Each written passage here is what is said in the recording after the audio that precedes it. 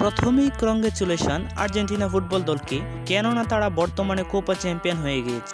আগামীকালকে রতে আমরা দেখতে পাবো ড্রু ম্যাকইন্টায়ারের রিটার্ন, মানে মানি ইন দ্য ব্যাংকের পরে সে আগামীকালকে চলে আসবে রয়েতে।